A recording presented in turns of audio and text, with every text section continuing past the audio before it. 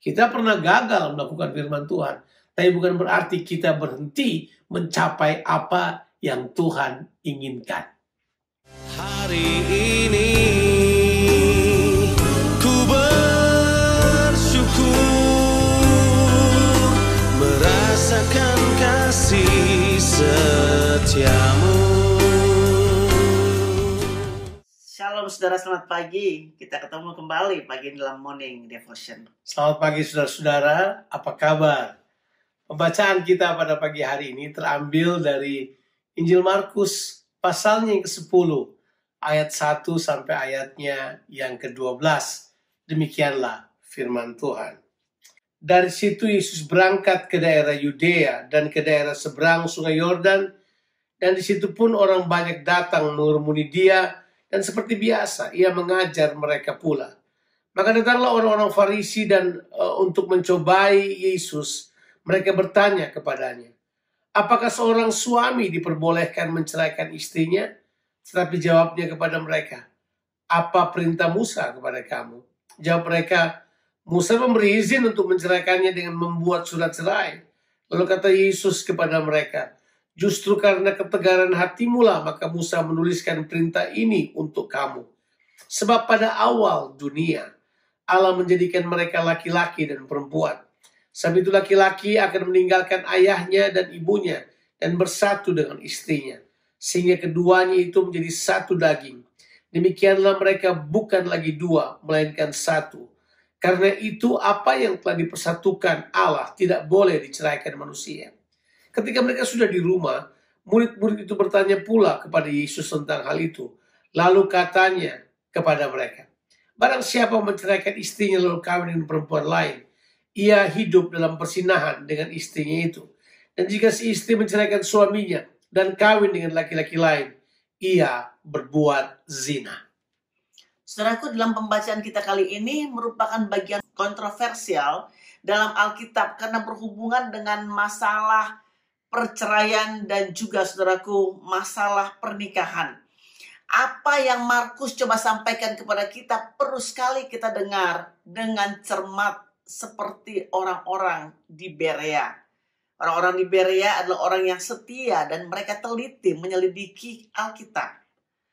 Saudaraku, kita bisa melihat bagaimana yang disampaikan itu benar karena latar belakang daripada kisah ini adalah mulai dari Markus pasal yang ke-8 ayat yang ke-27 sampai akhir dari pasal 9 yang kita baru baca dan jelaskan kemarin. Saudara, di situ Tuhan Yesus menyatakan diri sebagai Mesias bagi murid-muridnya yang memang berbeda daripada harapan mereka yang mengharapkan bahwa Mesias akan membebaskan mereka daripada bangsa Romawi. Tuhan Yesus, saudara, menawarkan Mesias yang menderita. Disitulah bagaimana kita tahu bahwa Tuhan Yesus ditolak, Tuhan Yesus dibunuh, tapi bangkit dari kematian pada hari yang ketiga.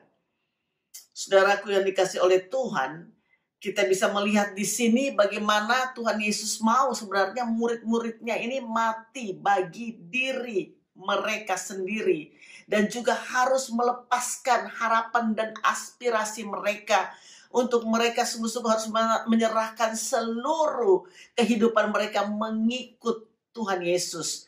Jadi konteks daripada Markus pasal yang ke-10 ini adalah bahwa pengikut Kristus harus meninggalkan sumber kepuasan duniawi dan menemukan sumber kepuasan yang kekal, saudara, kebahagiaan.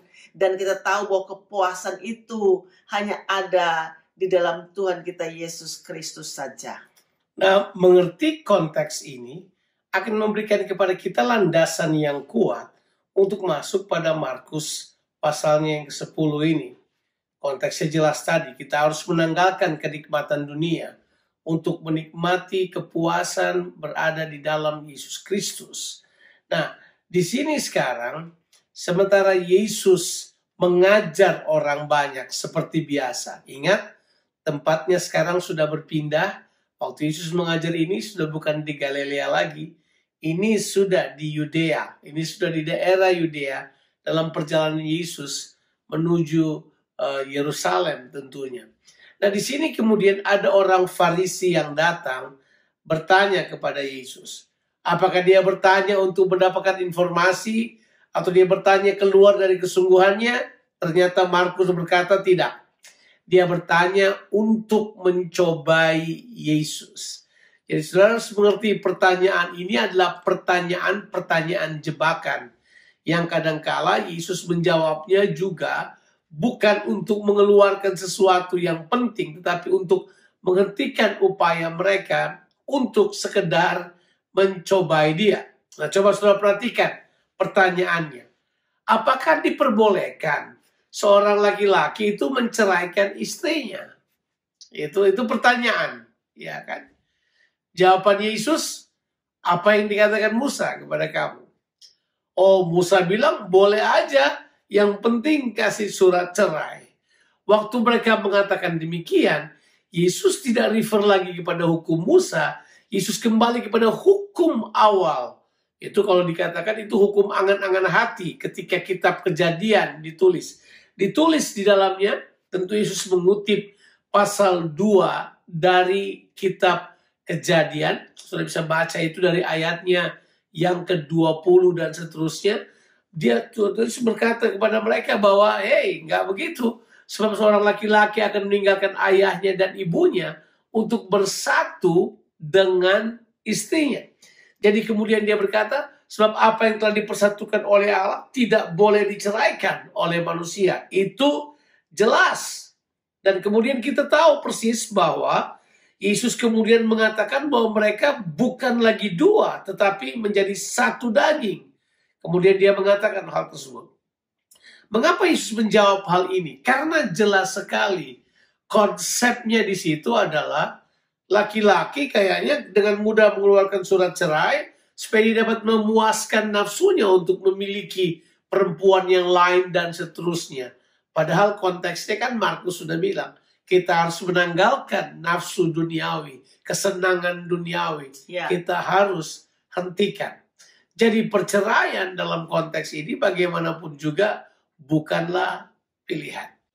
Ya, saudaraku, perceraian tentu tidak pernah menjadikan bahwa itu adalah kehendak Tuhan terjadi di dalam pernikahan. Dan tidak pernah juga Tuhan menawarkan itu sebagai pilihan bagi manusia. Kalau toh itu memang terjadi, saudaraku, perceraian seperti yang diizinkan oleh hukum Musa itu terjadi hanya karena keinginan daripada manusia. Tapi saudara, kita tahu bahwa kehendak Allah tidaklah demikian. Nah, tentu saja ini berhubungan dengan ikatan perjanjian Eden. Ini adalah covenant.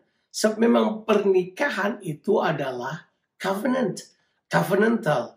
Sebab bagaimanapun juga pernikahan itu adalah menggambarkan Allah dengan umatnya. Itu misteri yang luar biasa.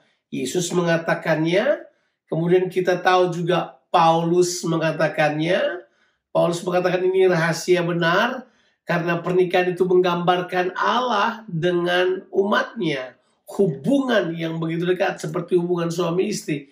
Tapi juga di sisi lain, pernikahan menyatakan Trinitas. Menyatakan keberagaman yang menjadi satu, keberbedaan yang menjadi satu. Jadi jelas pernikahan itu adalah covenantal yang dikehendaki oleh Allah untuk terjadi seterusnya. Dan perceraian bukanlah pilihan sama sekali.